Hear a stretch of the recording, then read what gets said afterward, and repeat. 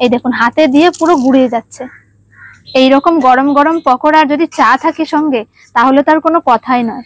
পকোড়ার আওয়াজগুলো শুনুন কতটা মুচমুচে হয়েছে, কারণ এর কালারটা দেখে কিন্তু বুঝতে পারবেন একদম মুচমুচে করে ভেজে নিয়েছি। পকোড়াগুলো কত সুন্দর হয়েছে দেখুন, দেখতেই কিন্তু খুব সুন্দর লাগছে। নমস্কার বন্ধুরা, পিওর রান্নাঘরে আজকের রেসিপিতে আপনাদের সকলকে স্বাগত জানাই। আজকে আমি কাঁচা আলু দিয়ে মুচমুচে লাচ্ছা পকোড়া বানিয়ে দেখাবো, আর তার সাথে সাথে থাকবে দারুণ একটা চাটনির রেসিপি পকোড়াগুলো খাওয়ার জন্য। বিকেল কিংবা সন্ধ্যাবেলায় চায়ের সাথে হোক বা শুধু মুখে হোক, খেতে কিন্তু খুবই ভালো লাগে, খুব অল্প মশলায় তৈরি করা যায়। তো বন্ধুরা, আশা করছি আজকের রেসিপিটা দেখতে আপনাদের সকলেই ভালো লাগবে। পুরো রেসিপিটা অবশ্যই শেষ পর্যন্ত দেখতে থাকুন। আর যে সকল বন্ধুরা এখনো পর্যন্ত আমাদের চ্যানেলটাকে সাবস্ক্রাইব করেননি তারা অবশ্যই আমাদের চ্যানেলটাকে সাবস্ক্রাইব করবেন, আর ফেসবুক পেজ থেকে দেখলে অবশ্যই আমাদের চ্যানেলটাকে ফলো করে আমাদের পাশে থাকবেন। তো চলুন বন্ধুরা, রান্নাঘরে গিয়ে আজকের রেসিপিটা শুরু করি। আলুর লাচ্ছা পকোড়া করার জন্য কিছু আলু আমি আগে থেকে খোসা ছাড়িয়ে ভালো করে জলে ধুয়ে রেখেছি। এবারে আলুগুলোকে গ্রেট করে নেব। আমি গ্রেটার দিয়ে গ্রেট করে নেব, তবে যদি আপনারা মনে করেন যে বটি দিয়ে কাটবেন তাহলে কিন্তু একদম সরু সরু করে কুচিয়ে নেবেন। এখানে আমি ছোট বড় সব রকম সাইজেরই আলু নিয়েছি, যে কোনো রকম আলু হলেই হবে, শুধুমাত্র ভালো করে খোসাটা ছাড়িয়ে নিতে হবে। আলুগুলোকে গ্রেট করার জন্য আমি এখানে একটা গ্রেটার নিয়েছি, আর গ্রেটারের যে বড় কাটার হয় সেটা দিয়ে আমি গ্রেট করে নেব। ছোটটা দিয়ে করলে বেশি সরু হয়ে যাবে, যেহেতু আমি শুধু আলু দিয়ে বানাচ্ছি তার জন্য একটু যদি বড় বড় না থাকে তখন কিন্তু একবারে বেশি ছোট ছোট হয়ে যাবে, খেতে খুব একটা ভালো লাগবে না। আর যখন গ্রেট করবেন তখন কিন্তু এরকমই ওপর থেকে নিচের দিকে নামাতে হবে, তাহলে দেখবেন আলুগুলো বেশ লম্বা লম্বা হবে। এই দেখুন ঠিক এরকম হচ্ছে। ছোটটা দিয়ে করলে কিন্তু এর থেকেও বেশি কুচো কুচো হয়ে যেত। সব আলুগুলোকে আমি গ্রেট করে নিয়েছি। এবার দেখুন আলুর মধ্যে কিন্তু প্রচুর পরিমাণে কষ রয়েছে, তার জন্য 3 থেকে 4 বার খুব ভালো করে জল পাল্টে পাল্টে ধুয়ে নিতে হবে। খুব ভালো করে জল পাল্টে পাল্টে না ধুয়ে নিলে আলুর মধ্যে কিন্তু প্রচুর কষ থাকে, এর জন্য কিন্তু দেখবেন আলুগুলো প্রচুর পরিমাণে কালো হয়ে যায়। তাই ভালো করে জলে ধুয়ে নিতে হবে। এইরকম ভাবে আমি 3 থেকে 4 বার ভালো করে জল পাল্টে পাল্টে ধুয়ে নেব। 3 থেকে 4 বার ভালো করে জল পাল্টে পাল্টে ধুয়ে নিয়েছি। আর আলুগুলো দেখুন বেশ পরিষ্কার সাদা ধপধপে হয়ে গেছে, আর জলটাও কিন্তু একদম পরিষ্কার। এবারে জলটা ছেঁকে তুলে নিচ্ছি।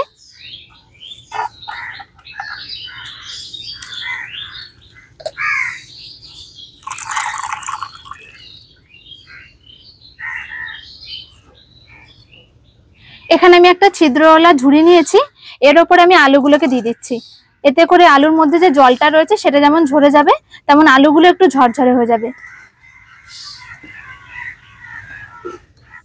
সব আলুগুলোকে আমি এই ঝুড়ির মধ্যে দিয়ে দিয়েছি।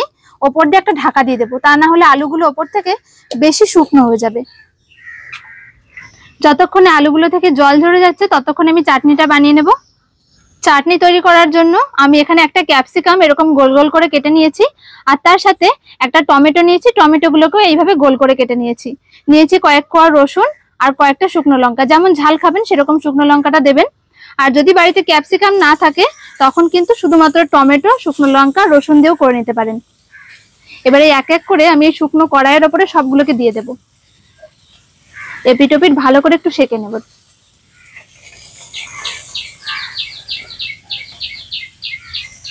এক পিঠ একটু হালকা করে সেঁকে নিয়ে এগুলোকে উল্টে দিচ্ছি। একটু পুরা পুরা ভাব হবে তারপরে নামাবো, তাহলে দেখবেন এর স্বাদটা কিন্তু একদম অন্যরকম হয়।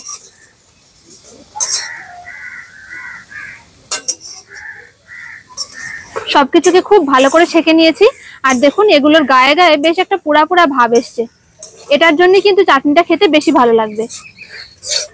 এবার এগুলোকে তুলে একটুখানি ঠান্ডা করে নেব।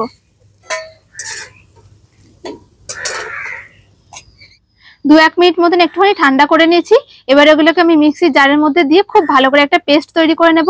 আর এর সাথে কিছু আমি মশলাও মেশাবো, কারণ আজকের আলুর পকোড়াগুলো হবে একদম খুব হালকা মশলায়। তার সাথে যদি এরকম একটা ঝাল ঝাল চাটনি থাকে তাহলে কিন্তু খেতে খুব ভালো লাগবে।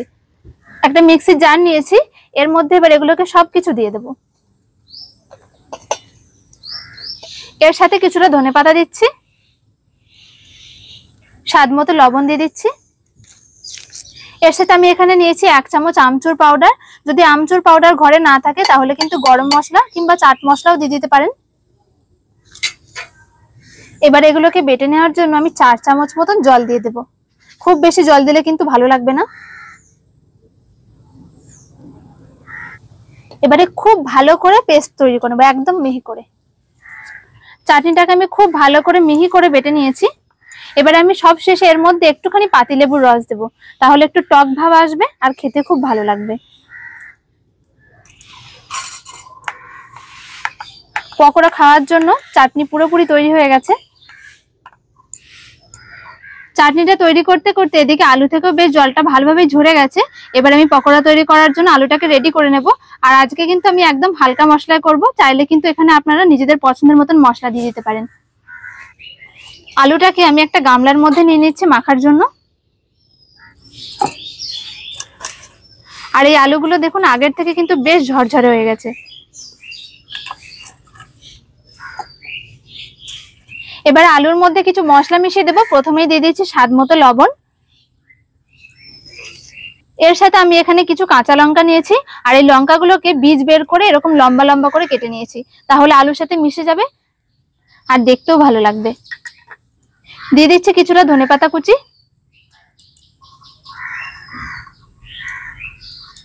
এবার এগুলো সবকিছু মাখানোর জন্য আমি এখানে 4 থেকে 5 চামচ মতন ময়দা দেব।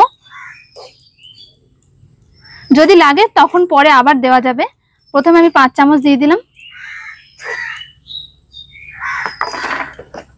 এবার 5 চামচ ময়দার সাথে 5 চামচ কর্নফ্লোর দিয়ে দেব।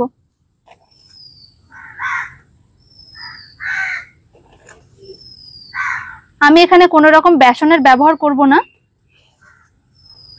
যদি আপনারা চান তাহলে কিন্তু হাফ হাফ করে বেসনও দিয়ে দিতে পারেন। সবকিছু মশলা আমার এখানে দেওয়া কমপ্লিট হয়ে গেছে। এবারে সবকিছু খুব ভালো করে মিশিয়ে নেব আলুর সাথে। প্রথমে কিন্তু আমি এখানে কোনো রকম জল দেব না, যদি প্রয়োজন পড়ে তখন অল্প অল্প করে দেওয়া যাবে। আর এই পকোড়াগুলোতে কিন্তু খুব একটা জলের ব্যবহার হয়ও না।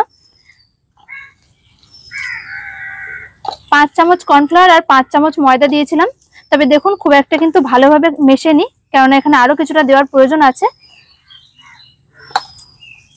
আগে সবকিছু খুব ভালো করে মিশিয়ে নেব, তারপরে দেব, কেননা বেশি দিলে কিন্তু খুব একটা ভালো লাগে না। সবকিছু দেওয়া হয়ে গেছে, তবে দেখুন এইভাবে যদি আমি একটু মুঠ বাঁধি তাহলে কিন্তু ঠিকঠাক মুঠটা বাঁধছে না, একটু ছাড়া ছাড়া ভাব আছে।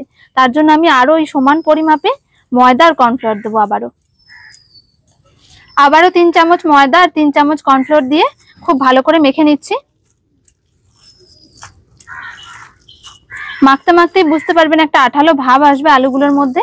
যখন এরকম একটা আঠালো ভাব আসবে তখন একটু হাতে নিয়ে দেখবেন এইভাবে একটু মুট করা যাচ্ছে কিনা। এই দেখুন এবারে কিন্তু খুব ভালোভাবে মুটটা বাঁধছে, ঠিক এরকম দরকার। এর থেকে বেশি আর ময়দা কর্নফ্লাওয়ার কোনো কিছু দেওয়ার দরকার নেই। পকোড়া ভাজার জন্য আমি একটা কড়াই বসিয়ে দিয়েছি, আর কড়াইয়ে কিছুটা তেল দিয়ে দেবো। পকোড়া ভাজার জন্য তেলটাকে কিন্তু খুব ভালো করে গরম করে নিতে হবে। পকোড়া ভাজার জন্য তেলটাকে খুব ভালো করে গরম করে নিয়েছি। আর দেখুন পকোড়া ভাজার জন্য কিন্তু আমি এগুলোকে একদম গোল গোল করিনি, শুধুমাত্র হাতে খুব সামান্যভাবে নিয়ে নিয়েছি। এবার এইভাবেই দিয়ে দেবো।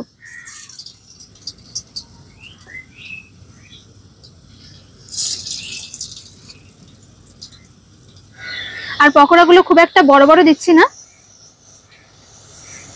একটু ছোট ছোট দিলে ভাজাও খুব ভালো হবে আর খেতেও খুব সুবিধা হবে।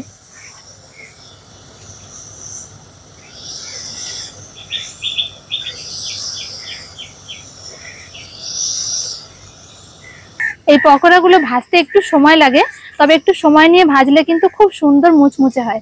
এক পিঠ উল্টে দিচ্ছি।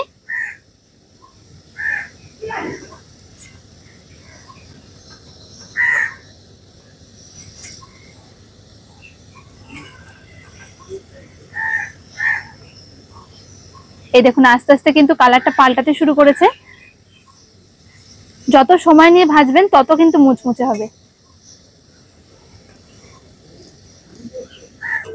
পকোড়াগুলো আমার সব ভেজে নেওয়া হয়ে গেছে, কারণ এর কালারটা দেখে কিন্তু বুঝতে পারবেন একদম মুচমুচে করে ভেজে নিয়েছি।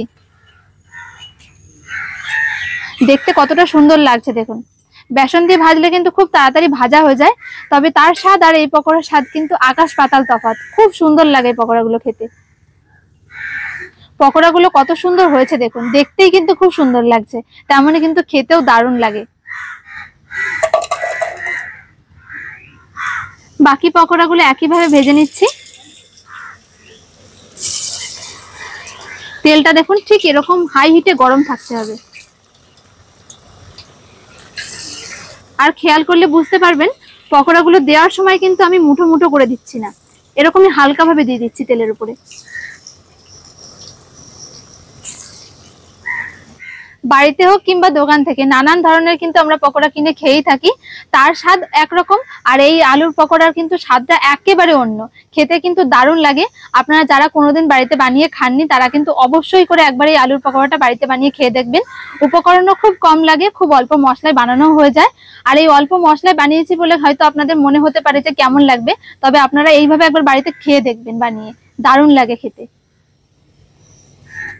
সব পকোড়াগুলো আমার মুচমুচে করে ভেজে নেওয়া হয়ে গেছে, এবারে তেল থেকে তুলে নেব। দেখুন একদম মুচমুচে করে কিন্তু ভেজে নিয়েছি। এইরকম গরম গরম পকোড়া যদি চা থাকে সঙ্গে তাহলে তার কোনো কথাই নয়। পকোড়ার আওয়াজগুলো শুনুন কতটা মুচমুচে হয়েছে, একদম কুড়মুড়ে আওয়াজ। আর কতটা সুন্দর হয়েছে দেখুন, দেখেই কিন্তু জিভে জল আসবে, এতটা সুন্দর লাগছে দেখতে।